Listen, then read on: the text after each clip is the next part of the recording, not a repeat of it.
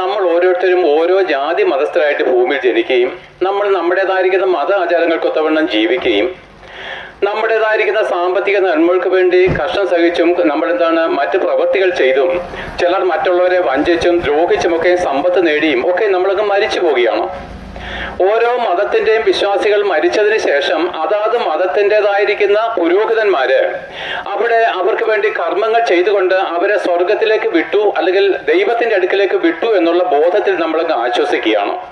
എന്നാൽ പ്രിയപ്പെട്ട ഇത് പൊള്ളയായിരിക്കുന്ന ഒരു വിശ്വാസമാണെന്നും എന്നാൽ എല്ലാ മനുഷ്യരെയും ദൈവം സ്നേഹിക്കുന്നുവെന്നും എല്ലാ മനുഷ്യരോടുമുള്ള ദൈവത്തിന്റെ അഗാധമായിരിക്കുന്ന സ്നേഹം തന്റെ പുത്രനായിരിക്കുന്ന യേശുക്രിസ്തുവിന്റെ കാൽവറി ക്രൂശിലെ മരണമാണെന്നും നിങ്ങളോട് ഒരിക്കൽ കൂടെ അറിയിക്കുകയാണ്. ഒരുപക്ഷെ എന്നെ കേൾക്കുന്ന അധികം ആൾക്കാരും ക്രിസ്തീയ മതവിശ്വാസികളായിരിക്കാം. നിങ്ങളോട് യേശുക്രിസ്തുവിന്റെ സുവിശേഷം പറഞ്ഞിട്ട് എന്താ ഇത് നിങ്ങൾ ഒരുപക്ഷെ ഞങ്ങളോട് ചോദിക്കുന്നതും ഉണ്ടാകാം. എങ്കിലും പ്രിയപ്പെട്ടവരെ കേട്ടുകൊള്ളുവിന്